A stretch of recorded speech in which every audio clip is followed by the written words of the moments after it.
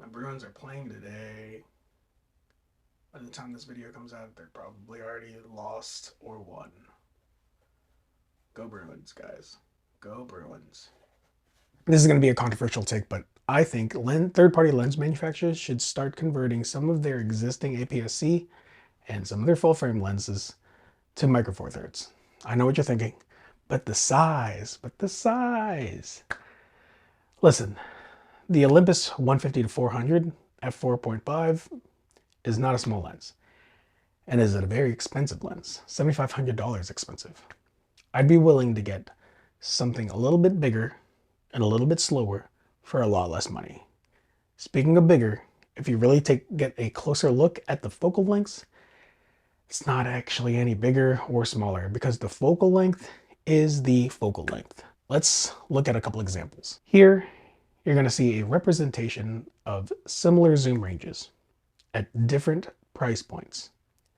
Sure, the Olympus 150 to 400 is biggest because it has a fast aperture for its focal length range and it's constant. But check out the Sigma 120 to 300 f2.8.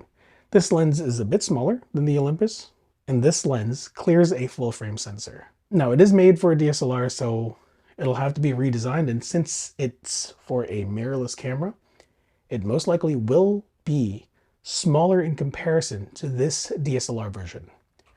However, if it doesn't end up being smaller, it certainly wouldn't be that much bigger. Now let's look at the Sigma 60 to 600. That is a lot of range. Just a note, some of these lenses extend outside of their, body. But I couldn't find many measurements for them except for the last two that I'm going to talk about. Now, the last two is super surprising. One is the Olympus 100 to 400 f5 to 6.3, and the other is the Sigma 100 to 400 f5 6.3. Same focal length, same aperture, but the Sigma clears a full frame sensor, and the Sigma is slightly smaller, and both have image stabilization. Before you guys think, oh, one doesn't have and one has the other. The biggest difference, though, is the Sigma is so much cheaper than the Olympus version.